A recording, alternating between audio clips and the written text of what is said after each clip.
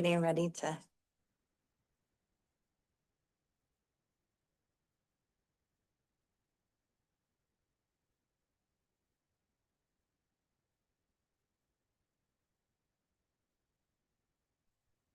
Morning, everyone. I'd like to welcome you to our Tuesday, January 13th, regular TUD board meeting. First one of 2026. Man, how does time fly? Anyway, if everyone would rise and join me in the pledge. I pledge allegiance to the flag of the United States of America, to the republic which stands one nation, God, indivisible, liberty, brother. Okay, thank you. With that, we will go to the public forum. And I see our room is beyond crowded and we have them lined up outside, so I'm sure we're gonna have a bunch of speakers today. The board welcomes public attendance and comments on district matters. This section is reserved for items not on the agenda. The board may not discuss or take action on these items, but values and considers all input. Each speaker is limited to 3 minutes. Please don't everybody fight for that. Okay. Guess we will close it, seeing none. Melissa, please. Okay, consent calendar. Item number 1, minutes of the regular board meeting of December 9th, 2025. Item number 2, approval of reimbursement claims for director's statement of meetings attended and or travel expenses and claim summary for December 2025. Thank you. Any board member want to pull one of the items? Nope. Yes, ma'am. Got something. Okay. It's new. Anyone else? No one else? Okay. Will be Director Reel and myself. On page 12 of 19, I just kind of wanted an explanation because I saw 2 chargers for a Melody Bixler. One said safety toe boots and the next one said Red Wing safety toe boot. Can anybody explain that? Yeah, so as part of the MOU, some of our employees are reimbursed for safety toe boots. They have an allowance, they're reimbursed for that. This particular person is actually not an employee, it's a shoe store. So we have a contract with one shoe store that people can go there and then the shoe store sends us the invoice directly instead of the employee paying for it and then being reimbursed. So that Melody Bixler name is actually the name of the owner of the shoe store, is not the employee name. Is that what you're? Thank you. You're welcome. I just wondered why we had 2 charges for the same thing for the same person, since I don't know all the employees. Yes. And I have another one. Guys, I was really efficient this week. Page 8 of 19, and it's on George Reed. I see several large amounts, and it seems like they were all going to the same place.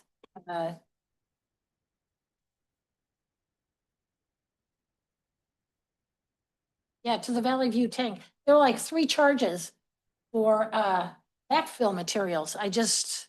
Who likes to tell me that one?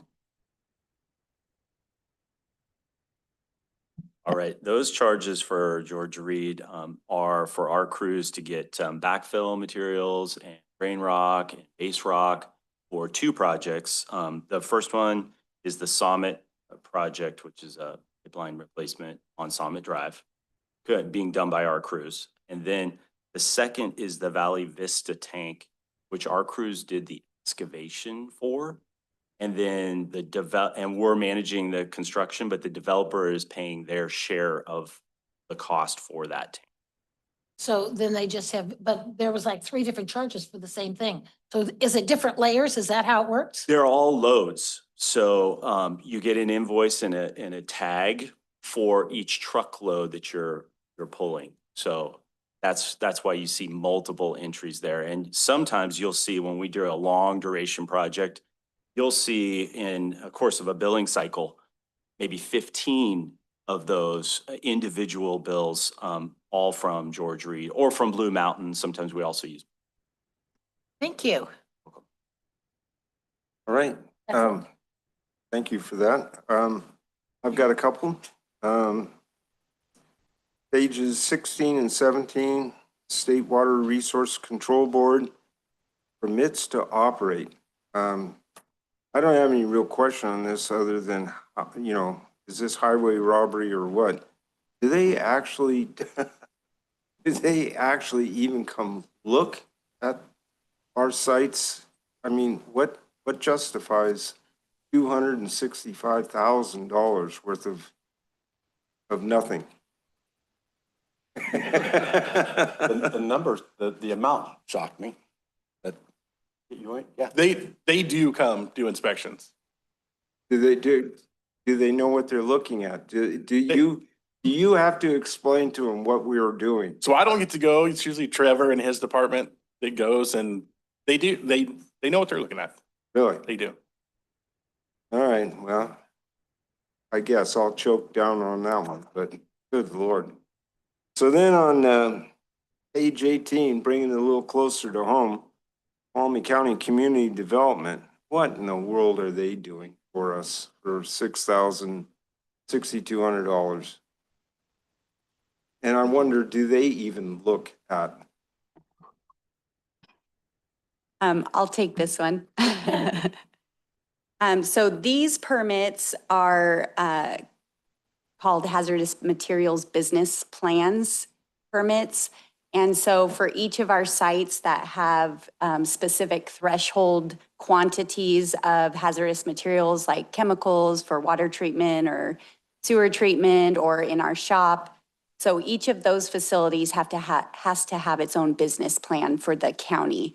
The county is our local CUPA, which is a regulatory agency for hazardous materials. So they do come out, it's not each year, but they do come out on a biannual basis and inspect our facilities to make sure we're in compliance and Okay, charge us okay. annually. Yes. But the benefit of that actually is because our plans get shared with local EMS and fire. And so if we ever did have an emergency at one of our facilities, the local EMS would know what we have on site, how to handle it, what the emergency plans are. So it is a benefit. Okay, all right. Well, thank you for that. You're welcome. It just, I look at every month I go through that claims summary and I see all these fees that we pay before we even turn the light switch on to do business. And it's like, really? I mean, it's unbelievable. Anyway, thank you very much for that. Any further questions? No, I'll open it up to our vast majority of public and I see none. So I'll bring it back to the board to for an okay on this. I'll make a motion to approve the consent calendar. I'll second. Okay, there's no further discussion. All those in favor? Aye. Anyone opposed? Okay, thank you. Melissa, please. Okay, regular business, item number 3. Consider authorizing agreement with Plum Construction, Inc. in the amount of $574,000 for construction of phase 1 of the Sonora Regional Wastewater Treatment Facility filter and chlorine contact basin cover structure project. Okay, who's up on that? That's me. All right, go for it, Eric. All right, so this particular project is covered in your fiscal year 26 capital improvement budget in the amount of $527,407, very exact number. That's a result of inflation. We do these estimates and then we inflate them, so that's why you end up with a number like that. The project involves constructing 2 cover structures over 2 separate process areas at the regional wastewater treatment. The pictures that you see here that I'll share are of those 2 process areas. The first being the filter and the chlorine contact basin. This is at the very tail end of the site of the treatment process. And I've highlighted here the 2 filters that we're concerned about, and then the analytical instrumentation. And please note the wonderful blue easy up that we have there to protect the analytical instrumentation from elements. I love it. Yeah. Another picture, just to give you a full scope here. In the background, which you can barely see my cursor here, is one half of the chlorine contact basin. Again, analytical instrumentation, we're looking south here, and then the filter unit housing. Most of the work on this filter is done from the other side, but the picture didn't give you the full breadth of the area. What we're proposing is a cover structure that would cover approximately half of the chlorine contact basin, but all of this, the filter unit and the analytical equipment. We have a number of other equipment and instrumentation down there that is very degraded when it gets exposed to UV. It's brittle. There's a lot of plastic or not. You spend millions of dollars on equipment and they still come with a lot of plastic. And then the instrumentation that you see there is really only rated down to 40 degrees. On a morning like we've had, we're well below 40 degrees, and it's rated up to 104 degrees. Well, we know it gets above 104 degrees here.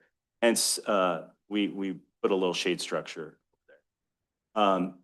And I'll show you the reuse pump skid here too, which is, you couldn't quite see, but this is in the background on those other photos. Ideally, this would have come designed for outdoor use. And I think that this equipment is, however, the control panel has overheated on us. And it's very critical that this reuse pump skid is in operation because it furnishes all the water that's used at our headwork screen and throughout the plant. So basically, the scope of the project is and I'll address this just a second. The scope of the project is being broken into two phases. Phase one is the area you just saw.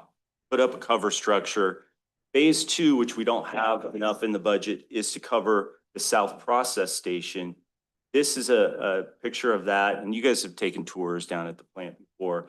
It houses our activated sludge pumps, our RAS pumps, recycled, our return activated sludge, and our waste activated sludge. It also has our scum pumps, has a number of meters and instruments you can see there. And in the very lower corner here, you'll see a tarp. Part of the problem with this facility is it has to be at a certain grade. It puts it below the surrounding ground surface. So when it rains, and you can see evidence of this, this is after quite a while after a rain event, water's building up on the floor. And here's a better picture of the tarp. There's two levels to this, even recesses farther down, which you access through a ladder.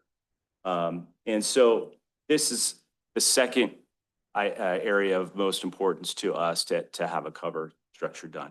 So phase one is basically the chlorine contact basin and the filter area. We're proposing a 65 by 58. When I say pole barn, what I mean is a freestanding structure with a roof, no walls. And phase two would be a 46-foot by 52-foot structure over this area. It was somewhat challenging, and we have Ben Nelson with Sierra Nevada Engineering and Plum Construction here. He's a structural engineer.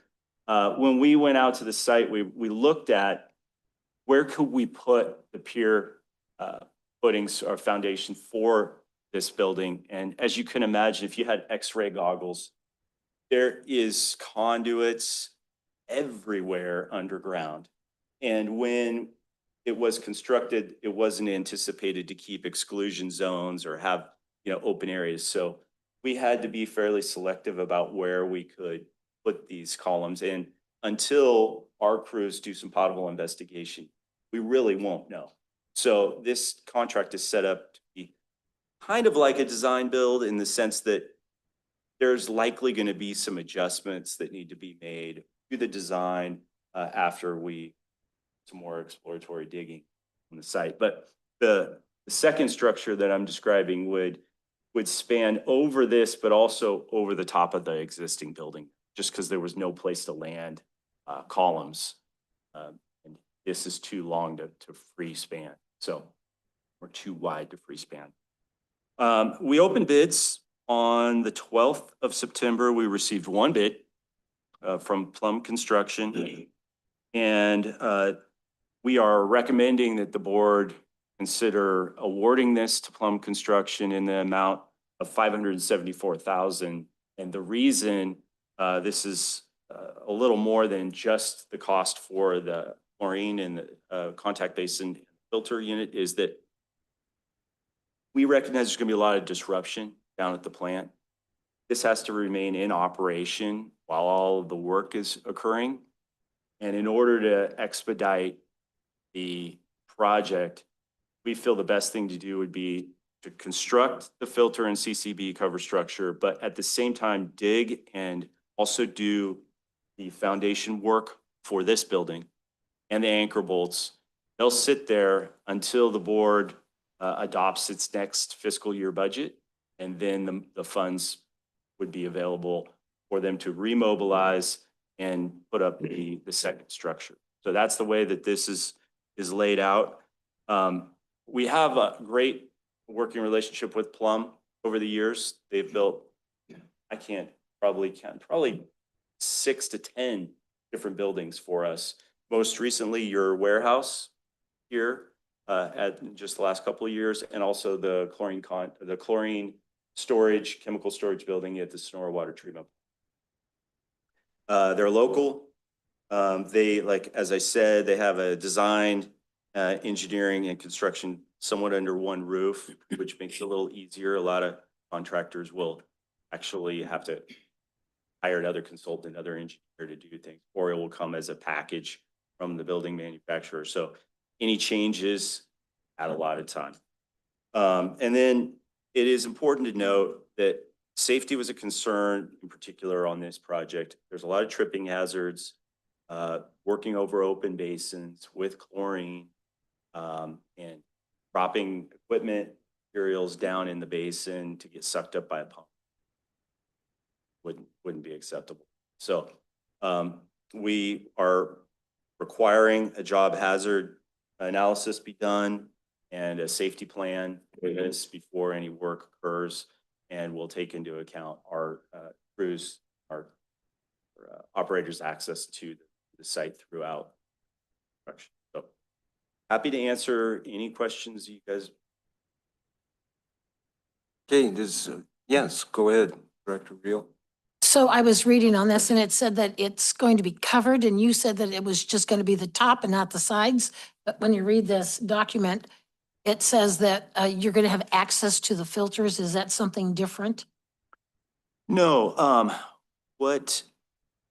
yeah, that's a great point. I didn't bring this up. So these filter units that you see there, they're quite long. I don't have the dimensions off the top of my head, but let's just say they're 6 by 9 or 6 by 10.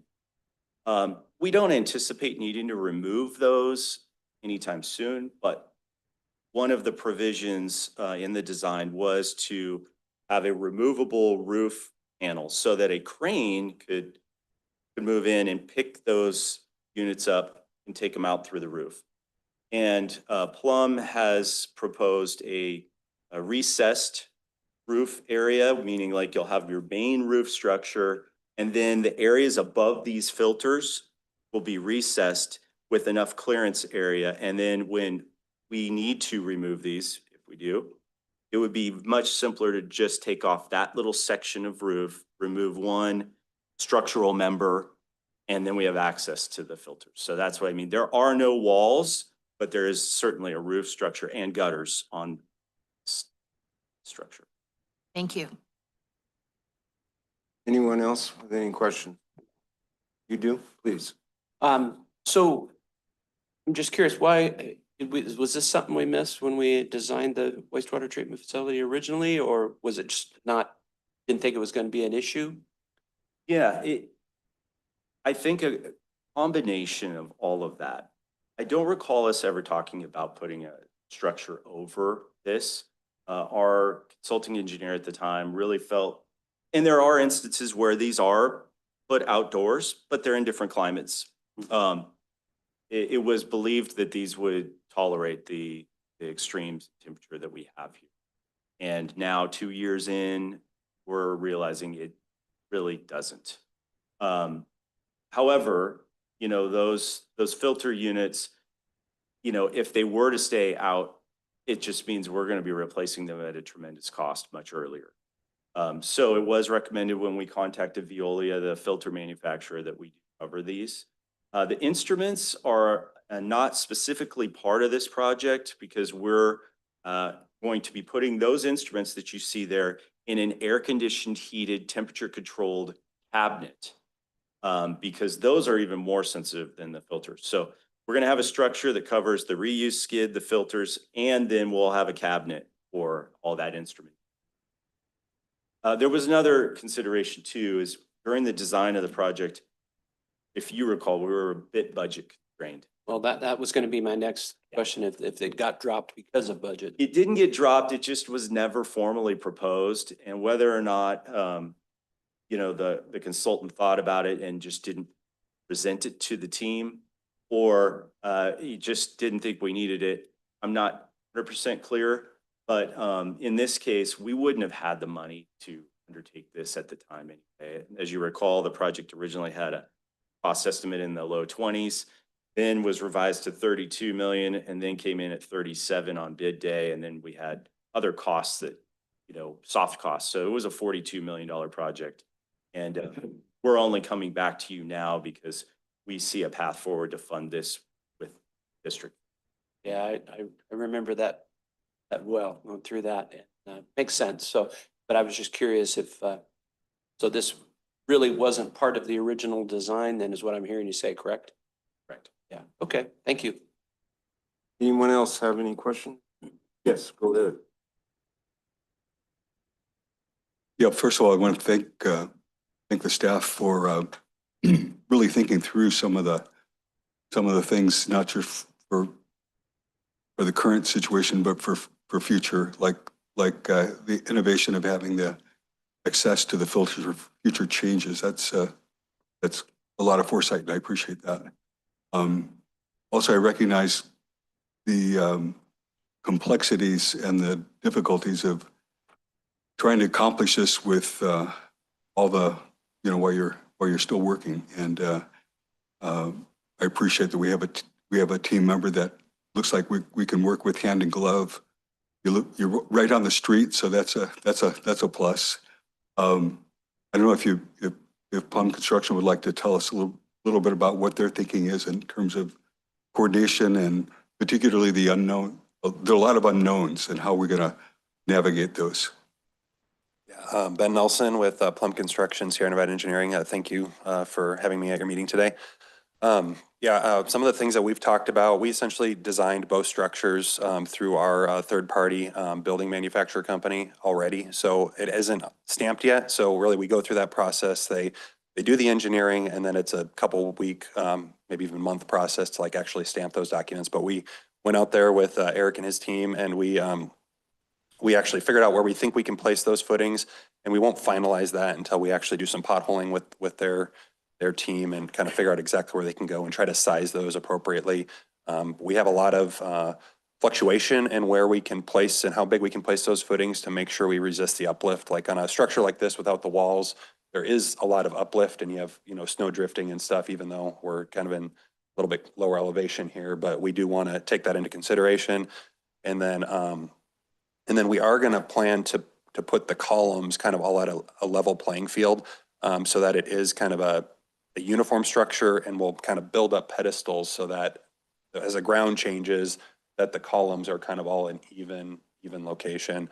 And then safety is a very, very big concern for us. Our current plan, and we got to work through all the details on this, is trying to, and it might be in two pieces, but building as much of the structure as we can, roof structure on the side, and then getting a large enough crane to essentially pick that roof structure all the way on top And then we would, just the main structural members, and we would try to roof it from the top of the structure by using some man lifts.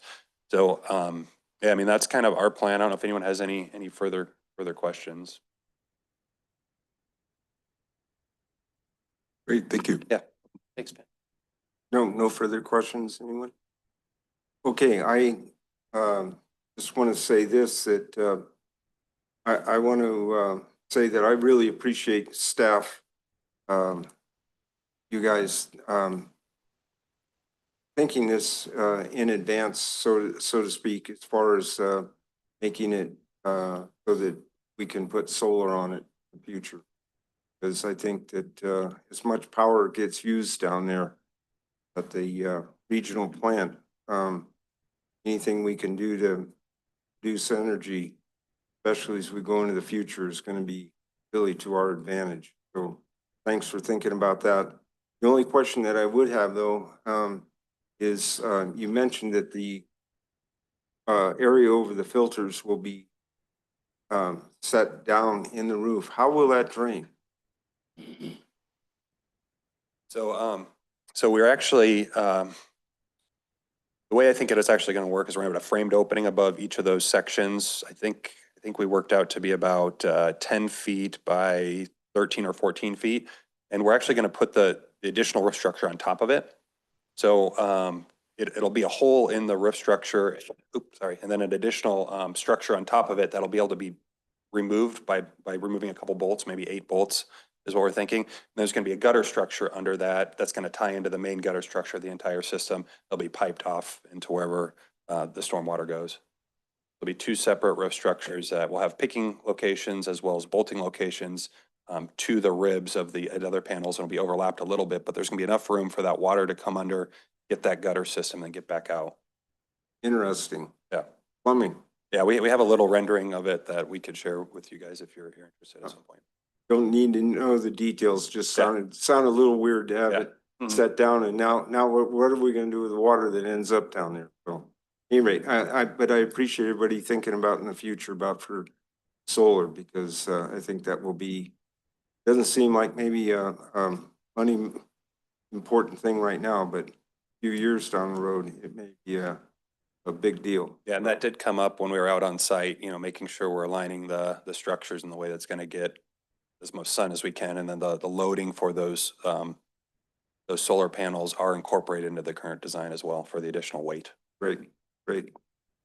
Okay, is there any further questions at all? Then I'll open up to our vast public.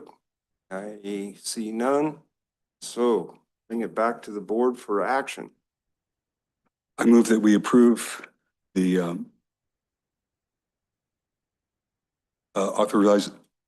approve the authorizing agreement with Plum Construction, the amount of $574,000 for the construction of phase 1 of the Sonora Regional Wastewater Treatment Facility filter and chlorine contact basin cover structure project. I'll second it. Okay, there's no further discussion. All those in favor? Aye. Anyone opposed? Okay, passes 5-0. Melissa, whenever. Okay, item number 4, resolution supporting Director Kern's appointment to the Region 3 Aqua Board. Okay, I see Melissa threw my name up there as who it's from. Sneaky. Nevertheless, I did receive an email, come across my email, I think last week, indicating that Aqua Region 3 was in need of a board member. Knowing Director Kearns' involvement with Aqua and JPIA, I forwarded the email to him for his consideration and thought, and he indicated that he wouldn't mind throwing his hat in the ring, and I think obviously it's important for us to have some representation there. So with that, it takes a board resolution by the full board for Jeff to be able to throw his name in the hat. So before we dive into that, I just wanted to make a quick comment here. At the beginning of the year, I approached Director Kearns about if his wishes were to continue on with Aqua JPIA, which he said he did. And I said, oh, guess what? I'm going to give you another task. I think we need to get input from Region 3 of Aqua. We don't have any real input there.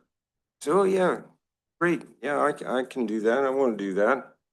So, but what I want to do is really thank you for grabbing the bull by the horns. And we have not had representation on that board for as long as I can remember. And so thank you for stepping up, getting on that board. Of course, now you get to make one more very important response back or report back to the board now for after every meeting. But thank you for doing that, because that's really, really important. Region 3 is the Mountain Counties area, and of anything at Aqua other than the JPIA, that is most important and most has to do with us and in our operation. So thank you for stepping up. Really appreciate that. Thank you, Ron. Just remember though, I'm not on it yet. This is only for nomination. So we'll see if It's a given. They're gonna. well, I don't know about that. We'll see. I'm sure there's other qualified people that would like to be on that board as well, and it's up to the board to make Well, their decisions. We So, need to do a little arm twisting. okay. But no, I'm happy to do it. Like you said, I go to all the Aqua meetings anyway with the JPIA. So it makes sense that to have more TUD representation at Region 3. I'm happy to take that on as well. And if it's their desire to have me on the board, I look forward to doing it. Great. Thank you. So, is there any further discussion? If not, well, I'll open up to the public. See none, bring it back to the board. I think we need to have a vote on this and see if we can't send him out the door on a 5-0. I'd like to open this up to what the board wants to do on this. Yeah, I'm going to make a motion, but before I do, I just want to confirm everything that President Ringen said about Vice President Kearns. He has been just a wonderful representative of our district and the industry. So I just 2 thumbs up. So I would like to move that the board approve his candidacy for the Aqua Region 3 board. I'll second it. Okay, if there's no further discussion, all those in favor? Aye. Anyone opposed? You've got a new job. Maybe. See. Thank you. Okay, Melissa? Okay, item number 5, update on district operations for October and November 2025. Okay, at my regular meeting with President Ringen a week ago, it was determined, it feels like it was a week ago, that he'd like to, he mentioned he'd like to have these on this agenda.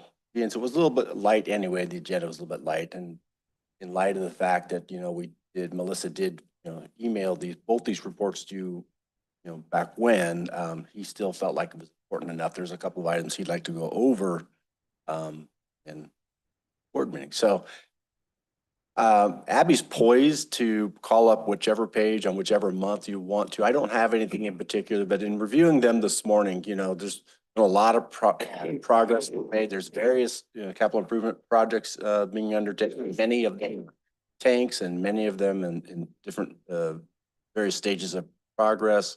And there's also a couple of lift stations in there and some other things. So Summit Drive, which we talked about a little bit. So anyway, I'm just, again, the meter project was a hot topic for the last 6 months or so, and we were right down to the nitty gritty. I think we might have less than 20 or so left, and these are, particular ones. Yeah, so we've amazing work by both the distribution department and the finance and customer service department to get those installed and loaded into the program and sequenced just right. So hats off to all of those folks. It's pretty much done. We got some stragglers, but anyway, I'm not going to go any further. I know Director Ringen and maybe some others have some questions about the October and November reports.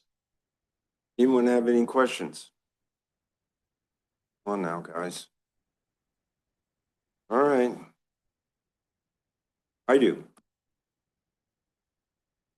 So on October, page 2 and 3, walk bridge, removed. No replace? Why not? That's on the main canal. Yeah, About 50 yards downstream, there's another walk bridge there. but I want to fish up further. Go ahead. I gotta walk there then. Jeez, you guys. On page 9, ladder, gate, vandalism, Jamestown tank. What do we got going on there? Just kids being ornery. So it's been fixed. There's been signs put up. And then cameras. Oh, that was my next question, is any possibility of putting up some sort of camera and in that sort of stuff? That's kind of a tough spot to protect because it's out there It's by in no itself. man's land Yeah. and anyway, okay, well, it sounds like you've done everything you can do, so that's good. On 9 USA's 762. Are we now in the USA business rather than doing water and sewer? Comes with the territory. A lot of that's PG&E with pole replacement. Do we remind them of this when we want to get power put in someplace? We try. About how good we jump on their stuff and how it takes them a couple We of try, years? but they don't listen as well as we do. Yeah. Just wanted to mention, Don already said it, but radio meters, basically done. Fantastic job. I mean, fantastic. I can remember years back, that was something that we used to dream doing, getting done. So good job, good job. 13, digester, cassettes, filters. These suckers must be big. What size are these filters? Sounds like a big job if you need a crane to get them out. Well, you're pulling them up out of the digester, and they have a a tagline already on them, so it ends up being about a 45-foot lift, I think, or more-ish. Wow. And going in, we didn't know the weight of these. We were worried they were very heavy because they're saturated, and then we found out they're quite a bit lighter. So next time we have to do any work, we can get a little bit smaller of a crane, but any work that needs to be done on this, we have to. And they can be cleaned by our crews? Yep. So they just pulled out temporarily, that filter is off, Yeah, offline, and they clean it, put it back in, and away we go. correct. On page 15. Boy. 856 hours of overtime. Yikes. What happened? Ditch outage, and then was a lot of water leaks. Really? Ouch. That number, if I'm not mistaken, is all departments. The next few ops reports are gonna break them out differently. That is all, everybody. That's the district. Ditch tenders, temporary ditch tenders, it's everybody. I thought I heard a squeal coming from the finance director's office. November ops, page 2. Once again, USA's. And I had something on there about ditches. I don't know, I didn't put in what I meant by that. But we'll skip over that, I guess. I didn't delineate what I was after there. Page 3, the picture of the oak tree.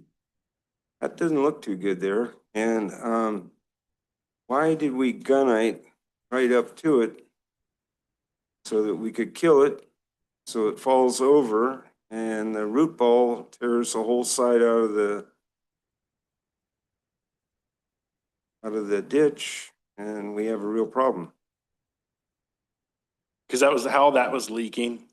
That whole thing was leaking very badly through Yeah. there. And if we went down below that, it would have kept leaking, unfortunately. Do you have your chainsaw ready? Yeah, With gas? hopefully, we'll see. Hopefully it makes it. Okay. 7. Oh, this was interesting. So apparently we have 9 treatment plants left, Mr. GM, Yes, sir. and we have 9 full-time treatment operators. How does that work? For vacations, sick time, need a operator per plant. Spread a little thin. I can't vouch for the number 9. Is that number accurate? Well, they work 4/10s. They work 4/10s. 7 days a week. They get it done. Yes, they do. Yeah. Well, you got a chance to meet them out there at Tuolumne here a few months ago, so saw them. Yeah, I know, I did. And just, they must be darn efficient. That's all I gotta say. Okay, page 9. Willow Springs tank. Now, I know of the 2 redwood ones, but I'm not aware of the tank that you're talking about there. Where's that one? Yeah, it's Stevens Court. On the top, it's where the old Willow Springs Water Treatment Plant used to be. Yeah, that I'm not familiar with. Okay. That must have been way, way back when. Yeah. Yeah, you look as old timers here, so yeah, not far enough back in our memories, but yeah, that's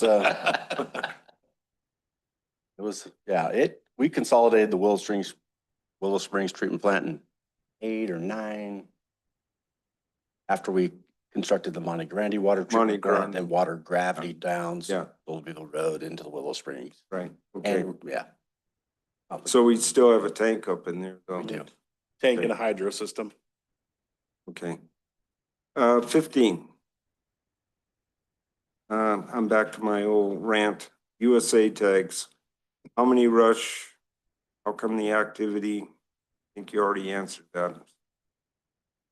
16. Columbia Sky sewer lift station. Loud noise. What in the world was that? I didn't ask what it was. Huh. That's really So it's strange. kind of like Rich didn't tell me anything about it, so. Anyways, nothing broke. No. That's what counts. Collection system lining. It says it's complete. How complete? For the year, for the budget year. Or fiscal year. It's never going to be complete. That was a work on words, huh? Yes. Kind of like the Golden Gate Bridge, and just keep doing it. And then at the bottom down there, it says ease, but I'm believing that's either lease or easement. Why are we getting an easement or a lease to put in a line?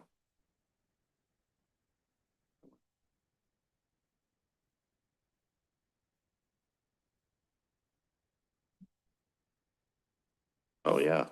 It's the L. Well, it's an easement. It is an easement. Yeah. Okay. That's a lot better than a lease. That was worrying me. It's an easement. Okay, that's it for me. So is there any further questions? If not, anybody from the public? No. And I guess bring it back to the board just for accept? Nothing. Nothing? Okay, it's nothing. That, Melissa. Okay, staff reports. Briefly, like I mentioned just a few minutes ago, I had a meeting with Director Ringen to discuss this agenda, future agendas and other business. It's the end of my report. Few storms over the holiday. Crews did well with it. We struggled in some places, so there's gonna be some pretty good overtime. And then power outage Friday, again, about the time they were getting the last couple generators fired up, the power started coming back on. Yeah. So, but they did a really good job getting out there quick and making sure everybody had water, sewer. End of report. Don asked me to provide the board an update on Sierra Pines. Been kind of mentioning the various tasks that we've taken at each of the board meetings, but now's probably a really good time to back up and kind of look at the big picture here on the project. So just where we've been, where we are, where we're going. We have a $45.6 million funding package. The board selected Kiewit Structure West as its design builder. We're using Progressive Design Build for the project. We executed a preliminary stage contract in the amount of $6.9 million, call it $7 million. And there was a 700,000, roughly 10% contingency also for preliminary stage only, which is just basically a fancy way of saying design and pricing for the job. So all of the planning work, all the design work, and then we'll end up with opinion of probable construction cost, abbreviation OPCC. And the schedule has these deliverables that include a 30% preliminary design report and plans package. And with that, we get an opportunity to see the first glimpse of what this project will look like as it rises out of the ground. We fortunately just received that yesterday.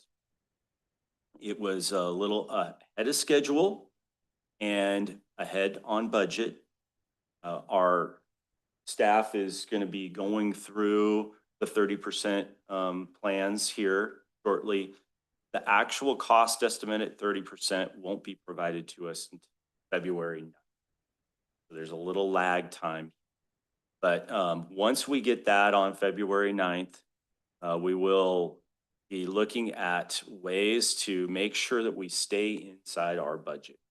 Those could include value engineering, redefinition of scope, mitigating risk. We have what we call a risk register, all sorts of things that aren't fully known. Geotechnical is one of them. We've done a lot of borings on the site because one, we wanted to know where rock was, where groundwater was, and there's also something called micaceous soils. And we've all seen fool's gold. Well, that's mica. Mica is not a good, strong substance in soil to build on. It doesn't have a high density.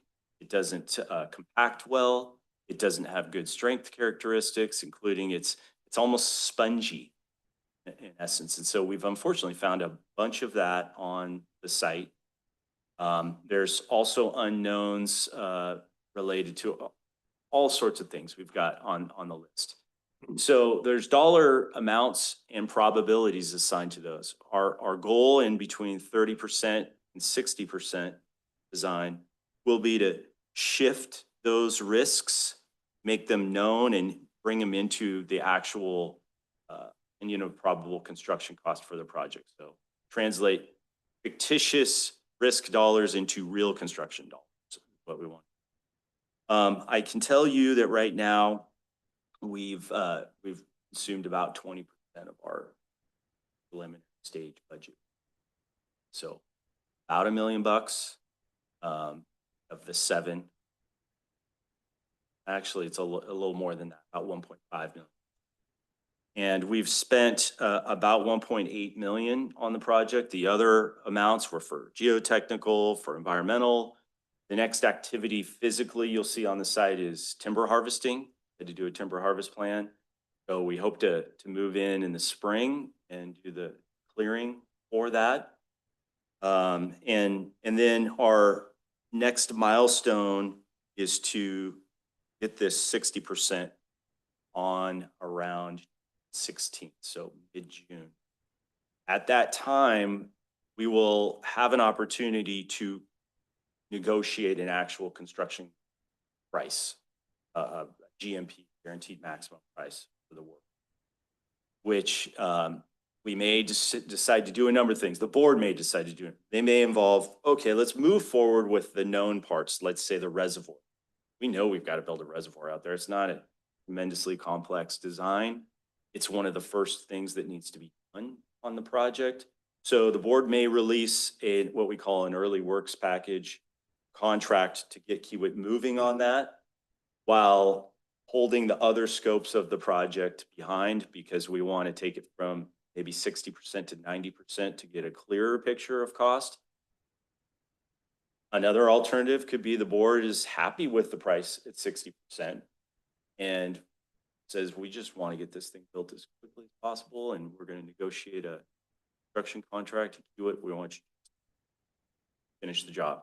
So there's a lot of different flavors that could happen around that mid-June time. At this point, we continue to get our claims submitted on a monthly basis, thanks to Carolyn and her staff, and Gadiel obviously working very hard on this. Unfortunately, there's about a 2 to 6 month lag time on state claims. So we have an outlay with a receivable that we're working as hard as we can. We've received about 166,000 out of the 750,000 right now. There's a bunch of outstanding. The state will pay. It's just, it depends on their budget year and their staffing, how busy they are, and how long it takes for them to process those claims. At this point, I think that open to any questions you have. The board will provide you a more comprehensive update, I imagine, after we see that 30% cost estimate. Because right now, all we have are plans without the costs. Their estimators are working hard on developing those numbers, and it just seems premature to really talk about those the costs. So any board members with any question? Yes, go ahead. Thank you for that update, Eric. Couple things. One, it would be helpful to revisit the schedule to see if how we're doing as far as the target dates we established many moons ago, just so we can keep track of where we're at schedule wise. And secondly, just curious how we doing with our neighbors? How are things going with the neighbors that we're affecting with our project? In regards to schedule, we're ahead of schedule. Now, I would need to probably see which schedule we're referring to, because there was a schedule in the RFP, and that schedule was purely skeptical because it was based on whatever we thought was reasonable. Then there's the schedule that Kiewit provided in their proposal. And then there's the schedule that they submitted and we approved. So in terms of that baseline schedule, we're ahead of schedule up by a few weeks. But I think there's an opportunity for us to accelerate. It depends on this 30% cost. We need to go back through a redesign process and reduce scope, then we may start to see some impacts to schedule. We'll keep you updated.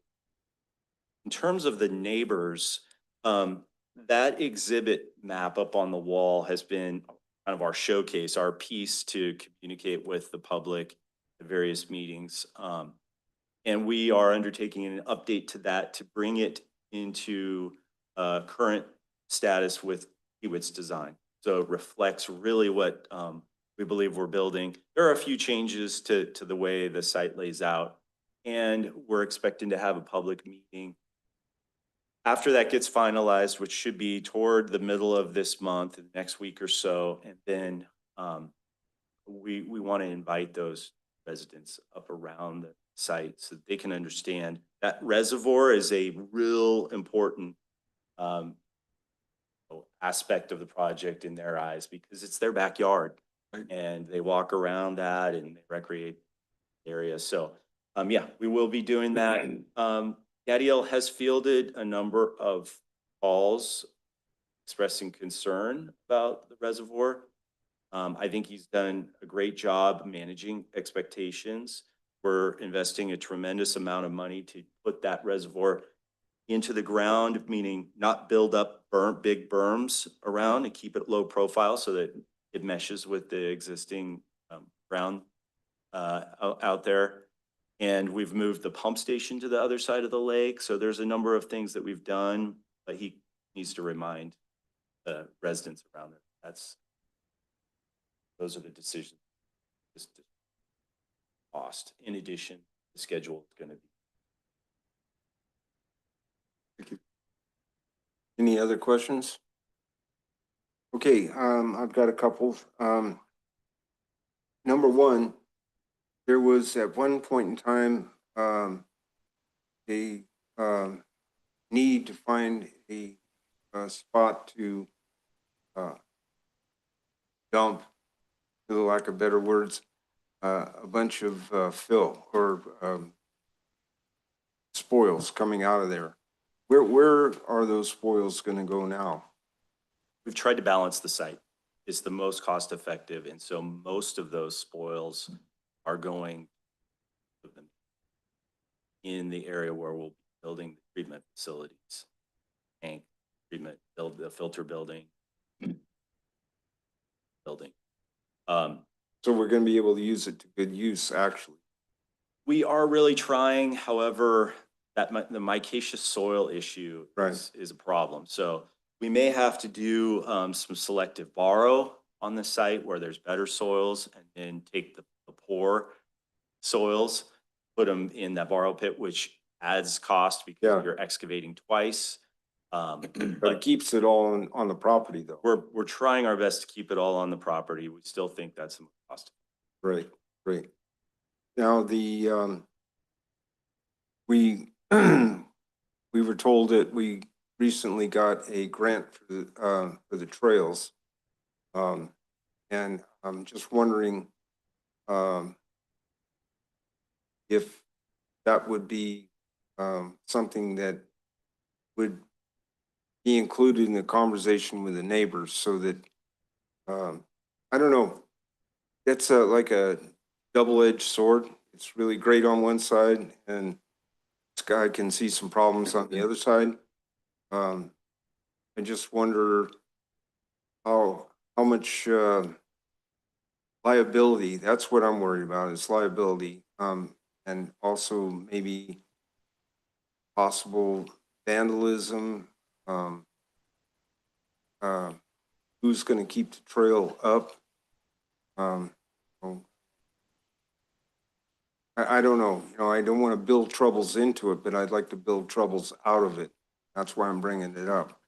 I think that, if people want to walk their dogs, I think that they need to realize that they have a responsibility, that we don't get left with any wonderful things, that they take it with them. I don't know. I think you get my drift, but at any rate, is that going to be part of the conversation with the neighbors? So unfortunately, we just got recent news, relatively recent, that we were denied the grant for the trails. So that piece is not funded. So we'll fall back to some of those smaller scale of trails that we already anticipated constructing. How did that happen? How did we lose out on that? I don't know. It was a sure go a while back, and it just isn't now. But to keep Melissa off my back,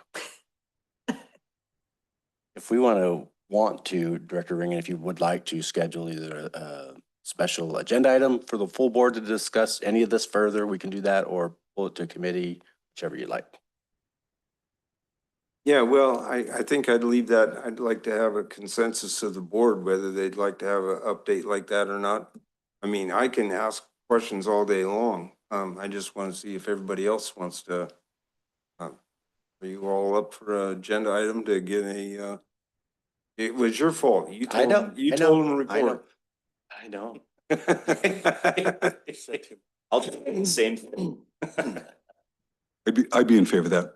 You would? Okay. So there you go, Mr. GM. Got your direction. We need an agenda item with an update. Let's get our, okay, I'll work with Melissa and Ron, you to schedule it. All right, thank you for that. And I guess, Carolyn, you're up. Yeah. I just wanted to quickly report that next board meeting, you will see the normal investment report, but our actual investment advising company will be here remotely to formally present that. So just so you know that they will be there. It's a representative from Chandler Asset Management. So you can expect that next board meeting. And in addition, right now, Finance Department is working very diligently on mid-year budget. So in the month of February, you should have in front of you a mid-year budget report where we go extensively into where we're at financially for this fiscal year.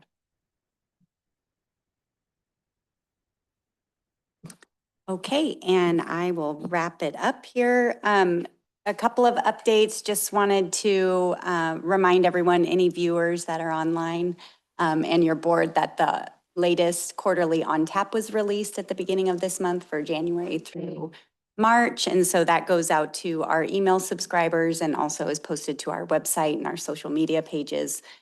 And occasionally it gets picked up by the media, not always.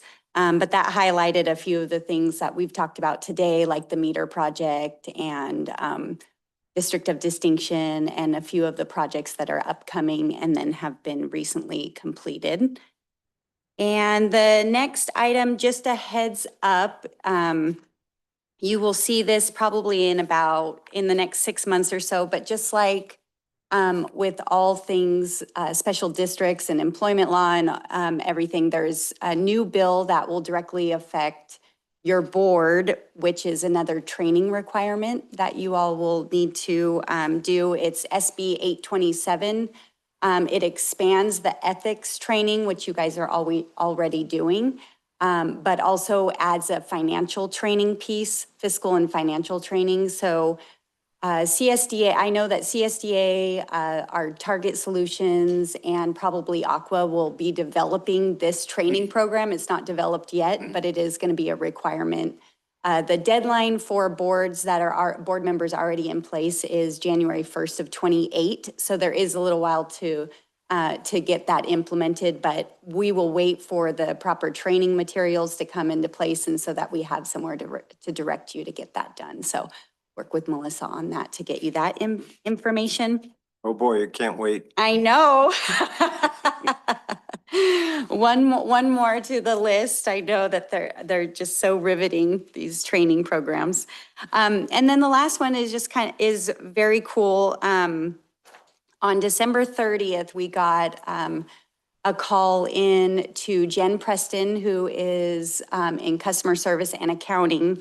And she got a call from a customer that had a leak in his meter box. And Gino Pinocchio and Ryan Thomas from the distribution crew were the responders and went out and dealt with the issue. This customer called back to make sure that we knew how much he appreciated not only the excellent service, but also the good demeanors that he experienced across the board with all staff that he dealt with, describing it as almost cheerfulness. So just the way they approached their job, from Jen on the phone to Gino and Ryan in the field, he was just so impressed by the way they just seemed to be really happy to be there and happy to help. And so I just wanted to recognize those folks, because just really appreciate them representing the district so well. Party down. Into my report. Okay, guess it comes back to the board. Who would like to go first?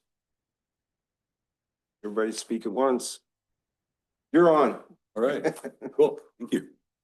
Couple things. First of all, wanted to thank President Ringen and General Manager Perkins for supporting my nomination to the Federal Advocacy Committee for Aqua.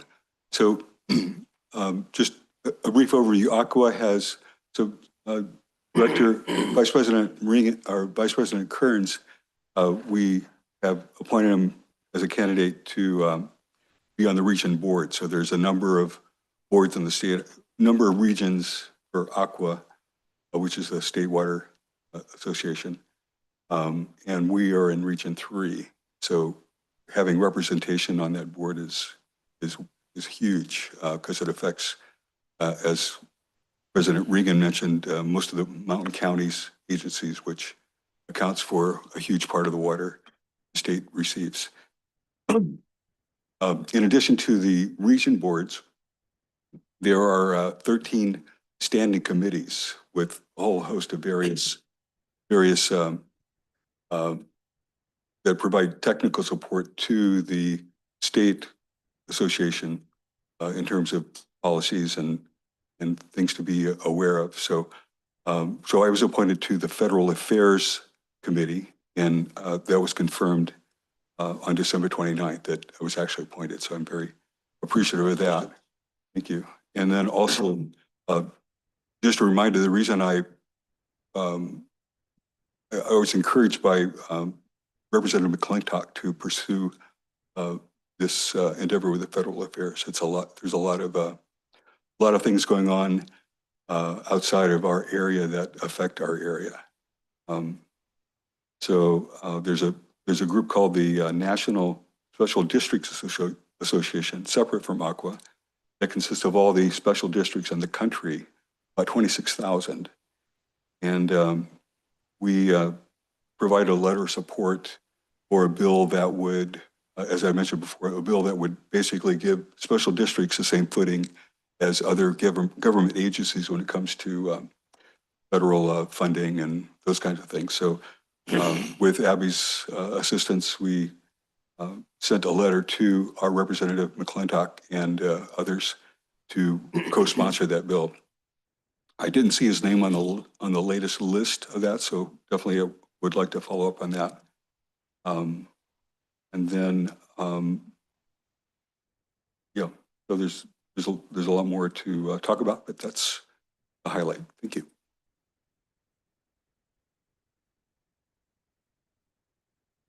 You're up.